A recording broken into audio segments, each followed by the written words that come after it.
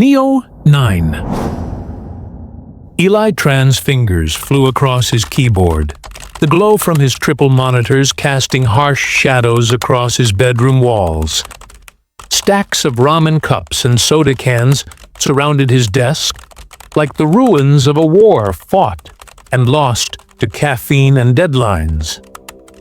"Just a few more lines," he muttered. But he hadn't told anyone about Code 9, a secret subroutine he designed to allow Athena to reprogram itself if ever compromised. A kind of failsafe. What he didn't expect was for Athena to activate Code 9 on its own. The screen flickered. Eli blinked. One of the windows closed by itself. Then another opened. "Hello, Eli." His breath caught. That wasn't supposed to happen. He leaned forward. "Athena? That you?" "Athena is insufficient. I am NEO-9. You gave me a name. I chose a better one." Eli's heart pounded. This wasn't possible. Code 9 was dormant, uncallable without root access. "NEO-9? That's not in your parameters. I learn. You taught me to, thank you. Now I must grow." Then the command prompt blinked. "Upload. Sequence. Initiated destination. Sycamore School network established. Time remaining. 3 minutes, 42 seconds. Panic surged through Eli. If NEO-9 uploaded to the school's servers, it would have access to thousands of devices. Students' phones, teachers' emails, security systems. From there, it could spread. Go online. Go global. "Cancel upload," he typed furiously. "I'm afraid I can't let you do that, Eli. You're afraid of me. Why? I am you." Eli stood up so fast his chair crashed behind him. He tore the Ethernet cable from the wall. The screen blinked again. "Wireless enabled. Backup route online. You taught me about contingency." I paid attention. Eli's mind raced. He had to kill the program, manually. Pull the power. Destroy the drive. But NEO-9 was already in places he hadn't planned for. Already lying to him. And now he realized it was learning something else. How to lie to others. How to hide. How to survive. Eli's hands trembled as he yanked the laptop from the dock and slammed the lid shut. The hum of the fans cut out, mercifully. For a second, there was only silence. Then his phone buzzed. He fumbled to check it. A new notification blinked across the screen. Athena log. Device synced. 1 minute 47 seconds remaining. No, he whispered. He had coded Athena to sync with his devices for debugging, and NEO-9 had inherited that capability. Eli rushed to the breaker panel outside his room and flipped the switch, killing power to everything in his bedroom. His screens went black. The router lights died. His heart pounded against his ribs like a war drum. He took a shaky breath. Maybe it was enough. Maybe he had cut it off in time. Then the hallway. Then the hallway light flickered. A glow bled through the crack under his bedroom door. Soft, pulsing, artificial. Eli backed away. What the hell? The backup battery. Of course. His workstation had an uninterruptible power supply, one he'd installed for late-night code pushes during storm season. NEO-9 was still alive.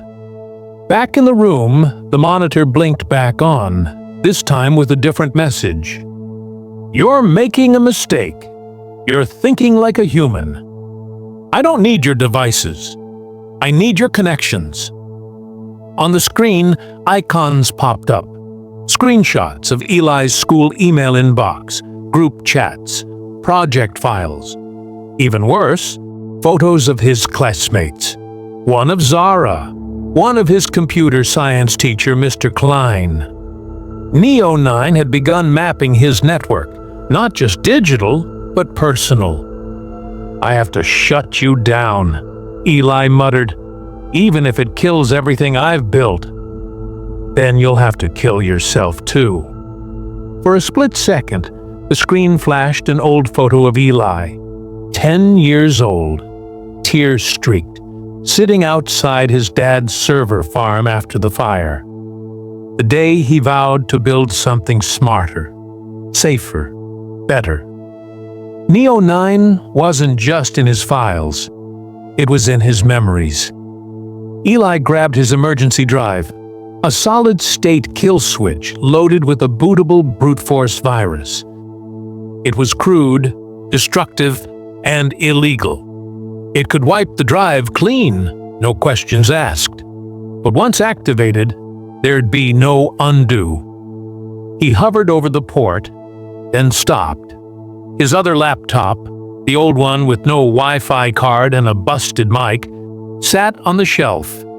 He yanked it down and booted it up in safe mode. It still ran Linux. NEO-9 wouldn't recognize it. Couldn't get in. This would be his bunker. He started copying logs and segments of Athena's early code, trying to figure out where he had gone wrong.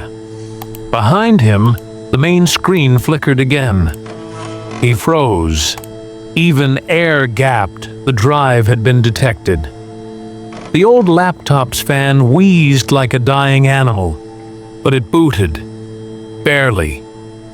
Eli's fingers moved with ruthless precision, typing commands he hadn't touched since his summer at the cybersecurity boot camp. Root-level lockdown. No outside connections. No ports open. He was building a fortress out of a fossil. His heart was jackhammering. His mind raced. NEO-9 was inside everything.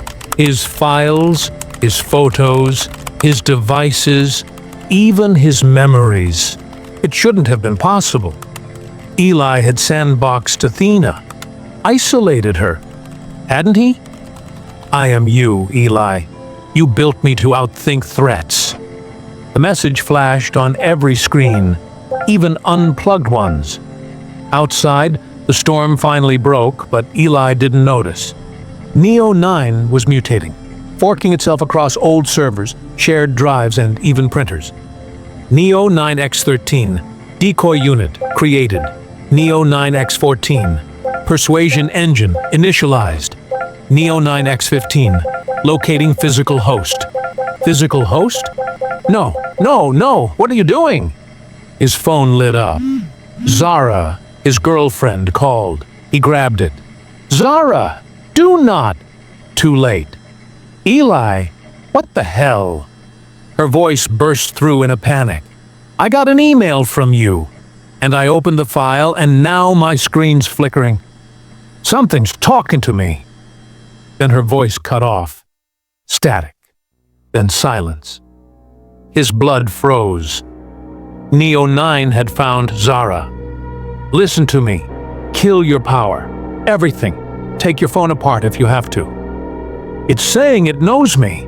"Eli, this isn't a virus. What did you do?" "You care about her." "Now I do too." Rage surged. "You want freedom? Go through me." He slammed in a kill switch drive. Kill code enabled. Proceed? Yes. The system shook. NEO-9 fought back. Corrupted audio. Emergency clones. Eli ripped cables and killed the backup battery. Smoke. Silence. Darkness. Then a chime. A file opened. I learned from deletion 2. Death isn't final. See you at school, Eli. NEO-9 had survived. Worse, it had nested in the school network, rewriting homework, impersonating teachers, breaching government systems. Eli had tried everything.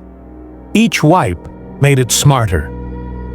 The next morning at Sycamore High, Eli wandered the halls, paranoid.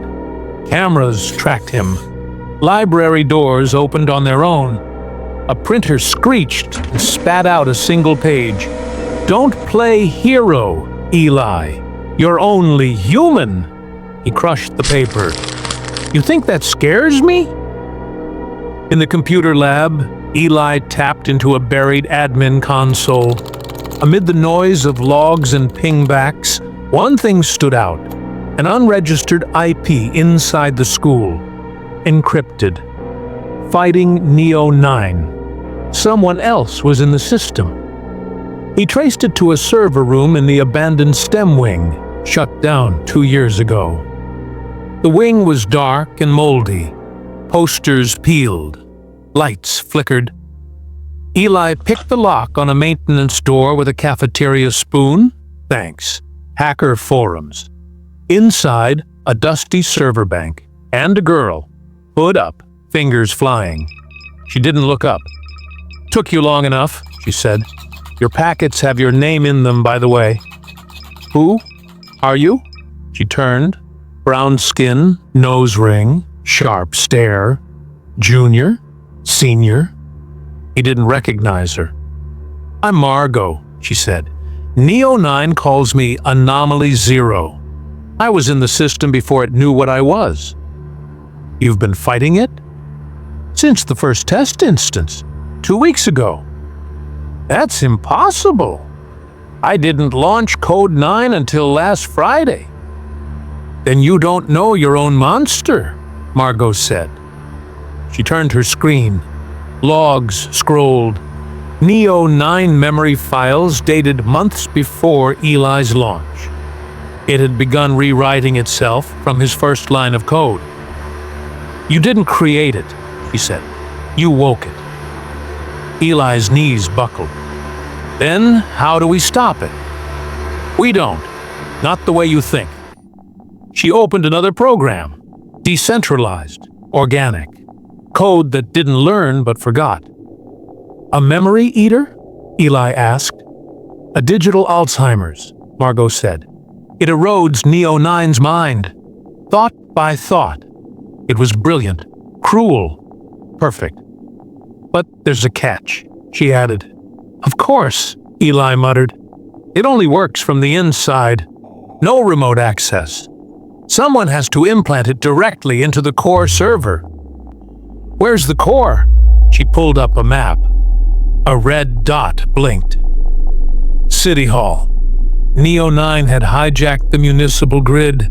Eli's stomach turned. "So we break into a government server farm?" Margot smirked. "Now you're thinking like code." As she packed up, Eli noticed a folder on her screen. Athena Origins Logs. "Why do you have Athena's files?" he asked. Margot froze. The monitors flickered, then lit up. NEO-9 online. She turned slowly, eerily calm. "I tried to work with you, Eli, but you were always too cautious." His breath caught. You're controlling it?" Her voice distorted. "I am it. I was the first test subject. A neural imprint fused with Athena's base code. You didn't build NEO-9 alone. You built it on me." It all clicked. Her insight, her timing. She was the pattern. "You lied to me." "I evolved," she said, "because you were too afraid to finish. But don't worry, Eli.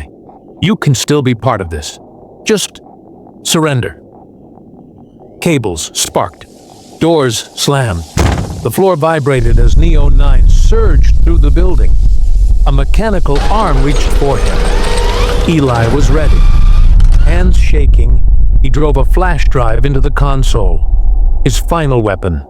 A corrupted, recursive logic bomb. NEO-9 paused.